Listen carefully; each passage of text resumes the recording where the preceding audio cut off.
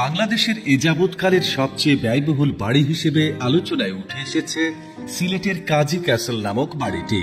মোট ৮০,০০০ স্কয়ার ফিটের ৩ তলা ভবনের শুধু নিচ তলায় রয়েছে ৯টি ডাইনিং রুম, ১৪টি ড্রয়িং রুম, আছে ২টি লিফট, ইতালিয়ান বুক ম্যাচিং, 1 প্লেট মার্বেলের আধিক্য। ৫,০০০ মানুষের অনুষ্ঠান করার বন্দোবস্ত আছে এই বাড়িতেই। পারিবারিক অনুষ্ঠান আয়োজনের জন্য রয়েছে পৃথক পৃথক কক্ষ। এছাড়া ২৯টি মাস্টার বেডের ডিজাইন করা হয়েছে ২৯টি দেশের সাংস্কৃতিক ঐতিহ্যের আলোকে। উল্লেখ্য, কাজী ক্যাসলের স্বত্বাধিকারী স্বনামধন্য ব্যবসায়ী মাহতাবুর রহমান বিশ্ববিখ্যাত brand Al Haramain perfumes group of কোম্পানিজের চেয়ারম্যান ও ব্যবস্থাপনা পরিচালক। তিনি বাংলাদেশ সরকার কর্তৃক টানা ৩ বার সিআইপি নির্বাচিত হন।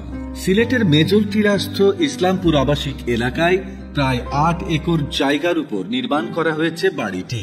বাড়িটিতে রয়েছে হেলিপ্যাড, সুইমিং পুল ও স্টিম বাথ সহ অত্যাধুনিক এবং বিলাসবহুল সকল সুযোগ সুবিধা।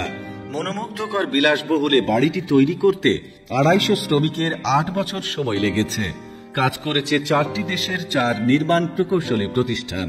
৮০,০০০ স্কয়ার ফিটের বাড়িটির নির্মাণ ব্যয় আনুমানিক ৩০০ কোটি টাকা। সবচেয়ে মজার কথা হলো এই হিসাবটা আনুমানিক, কারো মতে ২০০, কারো মতে আরো বেশি।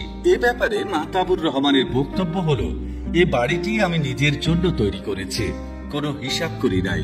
ব্যবসার জন্য হলে হিসাব রাখতাম কোথায় কত খরচ হয়েছে।